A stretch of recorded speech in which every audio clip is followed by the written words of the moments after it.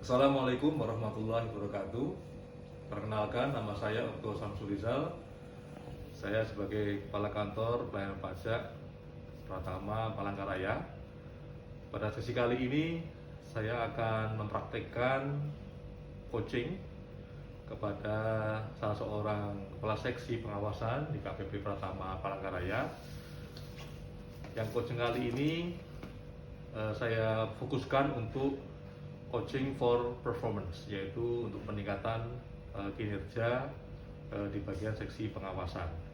Dan saat ini telah hadir di hadapan saya Bapak Basuki yang saat ini bertugas sebagai Kepala Seksi Pengawasan 1 di KPP Pratama Palangkaraya. Baik, Pak Basuki, Ya, Pak. gimana kabarnya hari ini? Alhamdulillah sehat, Pak. Ya, ada Pak Diki ya. Saya lihat hari Senin ini merupakan hari yang harusnya ceria ya, setelah kita berlibur 2 hari. Baik Pak Basuki, hari ini kita akan berbincang-bincang santai saja. Saya mungkin akan banyak mendengarkan dari Pak Basuki, dan kali ini kita akan fokuskan untuk sedikit berbincang-bincang ya terkait dengan nilai kinerja KPP kita yang dimana pada sampai dengan triwulan 2 atau semester 1 di tahun 2022 ini ada sebuah atau satu IKU KPP yang memang di sini tidak merah sih ya, tapi masih kuning, kebetulan hanya kuning ini saja, yaitu di persentase penyelesaian permintaan penjelasan atas data dan atau keterangan ya Pak. Iya, Pak. Betul ya. Nah, dari nilai ini memang didukung oleh 2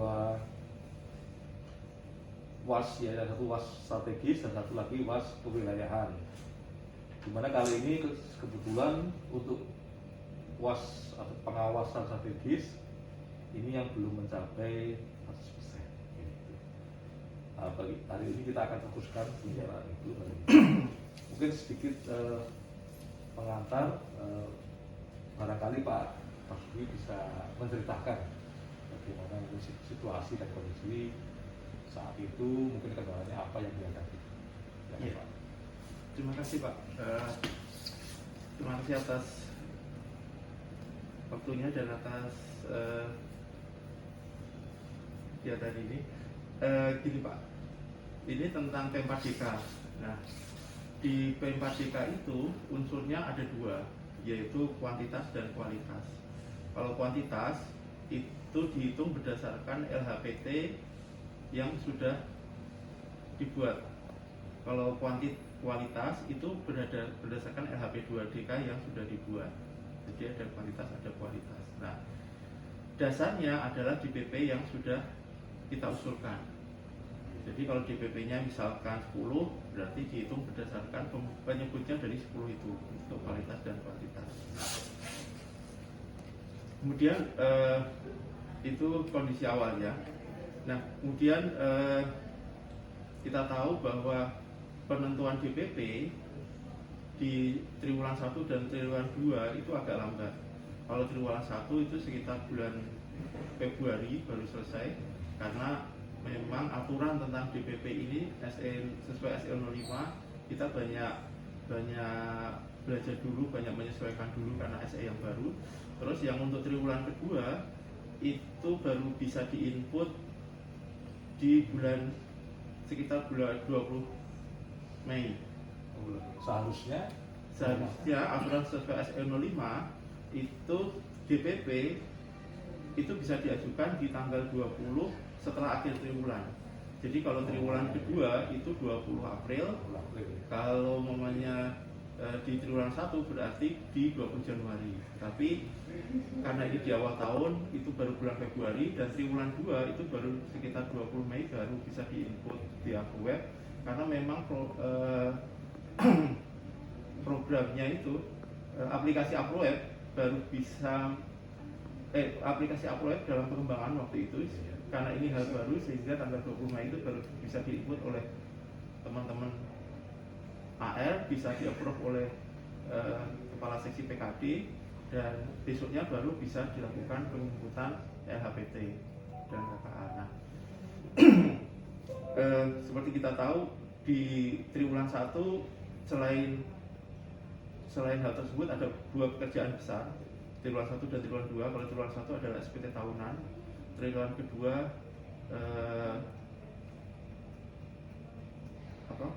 pengungkapan sukarela PPS, sehingga ini cukup menyita waktu karena adanya piket itu Pak. Nah, sebenarnya dari awal saya sudah membayangkan bahwa ini akan berat untuk sampai 100% karena waktu tadi. Nah, terus kita kembali ke syaratnya Pak. Kalau LHPT sekedar input, kalau LHP 2DK itu setelah BP itu kita kirimkan SP 2DK, maka pilihannya untuk ditutup menjadi nilai IPU itu ada dua Pak. Satu, WP pembetulan dengan kurang bayar minimal 500.000 kalau nggak salah. Kemudian yang kedua, usul pemeriksaan. Nah, sampai dengan akhir triwulan kedua, usul pemeriksaan usul pemeriksaan ini bisa diakuin apabila sudah disetujui oleh Bapak Kepala Kantor melalui aplikasi P2. Di manual IPU-nya seperti itu. Aplikasi P2. Masuk usulan dari Iya, masuk usulan pemeriksaan P2. Nah, sampai dengan akhir triwulan kedua, sampai dengan akhir Juni itu jumlah yang bisa diusulkan ke kepala kantor itu berdasarkan ruang terbit yang tersedia. Nah, tapi mungkin karena banyak yang merah juga, di awal Juli jumlah yang diusulkan ke kepala kantor itu bukan berdasarkan ruang terbit, tapi kita bisa mengusulkan berapa aja. Tetapi nanti NP2 yang turun dari kantor pusat itu menyesuaikan ruang terbit yang tersedia. Nah, iya, saya mohon maaf Pak karena kuas 1 menyebabkan merah, tetapi itu kondisinya, sehingga yang pertama kondisinya. Jadi kalau bisa ditarik garis besar, yang pertama adalah karena waktu, sehingga konsentrasi teman-teman itu menyelesaikan LHPT. Jadi walaupun LHP 2DK itu belum seluruhnya kita tidak lanjutin sampai menghasilkan sampai diakuin IPU-nya, tetapi LHPT ini kita selesaikan dulu 100%. Kalau LHP 2DK mungkin baru sekitar 5 atau 6 DPP yang selesai di akhir Juni. Itulah yang membuat kita. Sejauh ini tantangan berat memang masalah waktu ya. Iya, kalau untuk semester 1 Pak. Kalau dari teman-teman sendiri di administratif AR, apakah selama ini ada kendala barangkali atau mungkin karena ini aturan baru kemarin ya, ada BPP dan sebagainya, apakah masih ada jeda atau untuk memahami aturan-aturan tersebut sehingga mungkin ada sedikit keterlambatan ketika waktu itu? Kalau pemahaman terhadap aturan, saya kira tidak ada kendala Pak, karena kita sering diskusi juga di internal kami. Nah, kira-kira nih Pak Basuki, ini sampai semester 1 oke lah, masih belum lewat tahun ya, jadi masih ada, saya kira masih ada kesempatan di triwulan ketiga dan keempat. Kira-kira dalam waktu dekat ini apa yang mungkin bisa mau direncanakan oleh Pak Basuki? Iya, sekarang kita sudah memasuki triwulan ketiga Pak. Triwulan ketiga, nah kebetulan kantor pusat kan sudah membuat di aturan P2 usul pemeriksaan itu tidak berdasarkan ruang terbit yang tersedia, sehingga berapa pun kita usulkan. Tapi walaupun seperti itu, kami sebisa mungkin itu mengusahakan agar WP-nya pembetulan dan menyebabkan kurang bayar. Kalaupun nanti usul pemeriksaan itu biasanya adalah karena memang benar-benar perbedaan pendapat antara WP. Nah, untuk usul pemeriksaan kami sudah bikin time schedule, sehingga setiap bulan yang memang benar-benar harus diusulkan karena WP tidak mau pembetulan itu sebelum tanggal 10 itu sudah harus dibanding diusulkan ke KCP3 sehingga tanggal 10 nanti kita bisa rapat tentang penentuan di SPP sehingga tanggal 11-12 bisa diusulkan ke Bapak untuk disetujui. Terus yang lainnya kebetulan sekarang kan udah running ya, jadi DPP sebelum tanggal 20 udah selesai. Jadi sekarang sudah bisa dikerjakan untuk triwulan 3 oleh teman-teman, dan selain membuat membuat EHPT untuk triwulan 3, teman-teman sekarang konsentrasi menyelesaikan SP2DK berdasarkan DPP triwulan 1 dan triwulan 2 yang belum selesai itu Pak. Sehingga kemarin kita tahu dua pekan berturut-turut gantian 3AR 3AR itu visit itu dalam rangka menyelesaikan DPP triwulan 1 dan 2. Baik, jadi ini tentu ada kolaborasi Pak ya, kolaborasi dengan pihak-pihak lain ya. Iya. Dengan seksi P3 terutama. P3 terutama. Oke, baik. Baik Pak Basuki, tentu ini nanti dalam perjalanannya butuh sebuah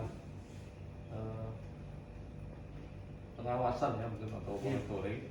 Kira-kira apa yang sudah dipikirkan oleh Pak Basuki terkait nanti dalam triwulan ketiga ini ya, misalnya untuk meningkatkan kinerja ini, monitoring apa yang dilakukan oleh Pak Basuki terkait dengan pekerjaan dengan teman-teman AR? Saat ini saya sedang membuat kertas kerja dalam Excel biasa Pak, yang itu nanti setiap 2 minggu atau paling enggak kalau AR sibuk itu rencananya minimal sebulan sekali di awal bulan itu, atau nanti untuk akhir triwulan 3 nanti di sebelum akhir bulan supaya bisa mengetahui kondisi pencapaian ikunya. Nah, saya rencananya dan sekarang sedang saya buat monitoring. Jadi setiap DPP itu sampai tahap apa saat ini kondisinya, dan setiap DPP setiap WP ini kendalanya di mana, dan memang rencananya seperti apa, dan rencananya atas setiap WP ini mau ditindaklanjutin seperti apa, itu bisa kita bicarakan di monitoring saya dengan AR supaya tidak ada yang terlambat. Baik, jadi sudah ada rencana kerja ya Pak Basuki untuk triwulan 2 minimal ini, Triwulan 3 ini triwulan 3, kemudian nanti sudah ada hal yang dalam waktu dekat dilakukan, kemudian juga monitoring ya. Nah, sampai dengan triwulan 3 terutama ini, apakah kedepannya ini ada yang mungkin Pak Basuki pikirkan hal-hal apa yang menjadi hambatan terbesar misalnya nanti ada terkait dengan pelaksanaan tugas tadi Pak? Mungkin yang jadi hambatan itu adalah kemampuan komunikasi AR Pak. Kemampuan komunikasi AR? Iya, karena kemampuan komunikasi tidak merata. Kebetulan secara analisa, jadi berhadapan dengan kertas, berhadapan dengan data, berhadapan dengan laporan keuangan, berhadapan dengan data penguji itu 6 AR ini secara kualitas mereka berimbang Pak. Tapi kemampuan komunikasinya ini yang komunikasi dengan wajib pajak ya? Iya, komunikasi dengan wajib pajak, karena itu menentukan sekali. Kadang walaupun terjadi perbedaan pendapat, kalau komunikasinya itu bisa bagus, WP bisa ngerti, itu bisa menyebabkan WP mau melakukan pembetulan dan kurang bayar. Tapi kalau komunikasinya ini mentok, itu mau nggak mau ya usul pemeriksaan. Dan kita menghindari sekecil mungkin untuk diusulkan pemeriksaan.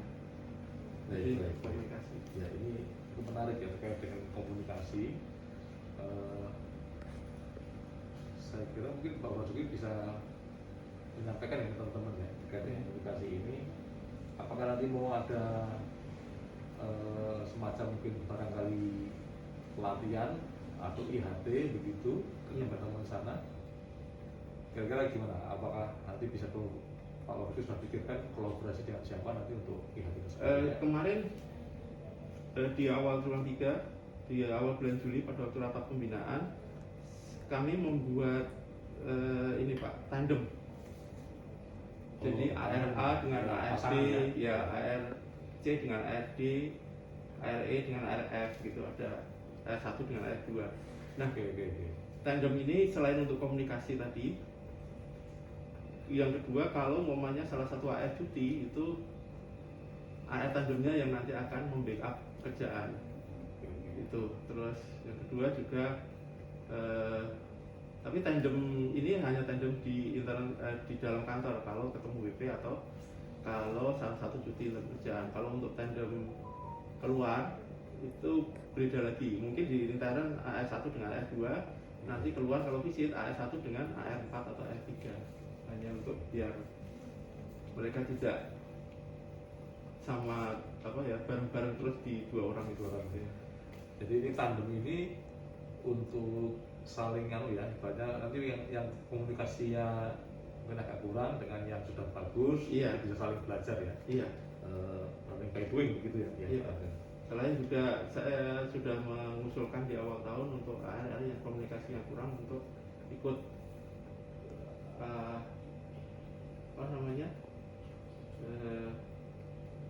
pembelajaran jarak jauh tentang komunikasi kalau dilakukan kalau diadakan oleh ini. Baik, Pak Basuki, jadi ini saya sudah menangkap ya beberapa hal yang sudah dibuat oleh Pak Basuki, dan ini saya kira bagus sekali untuk triwulan ketiga. Saya ada keyakinan kuat ini bahwa Pak Basuki bisa menghandle semua perusahaan di sini, dan saya kira dengan semua yang sudah disampaikan tadi, rencana untuk tahun atau minimal untuk triwulan 3 ini sudah bisa antisipasi juga, tidak hanya membuat rencana yang baik. Baik Pak Basuki, saya berharap sekali, saya yakin teman-teman di pengawasan 1 sangat kompeten dan mampu lah untuk bisa menghandle terutama untuk IKU ini ya, P4DK, dan mudah-mudahan nanti ke depan bisa berjalan mulus. Itu nanti Amin, Pak. dengan monitoring dan sebagainya. Dan saya tentu sebagai atasan akan terus mendukung terkait dengan ini. Baik, oke Pak Basuki ya. Iya, Pak. Terima kasih. Terima kasih, Pak. Baik. Demikian dari kami KPP Pratama Palangkaraya, coaching yang saya lakukan bersama dengan Bapak Basuki selaku Kepala Seksi Pengawasan 1, yang di sini kita mendapatkan konklusi tentang hal apa yang sudah akan disampaikan, apa yang dikerjakan dalam waktu dekat, kemudian juga monitoring, dan kemudian juga hambatan-hambatan yang sudah diidentifikasi, dan kemudian langkah-langkah apa yang perlu dilakukan untuk menghadapi hambatan tersebut. Demikian, terima kasih dari kami. Kurang lebihnya kami mohon maaf. Wassalamualaikum warahmatullahi wabarakatuh.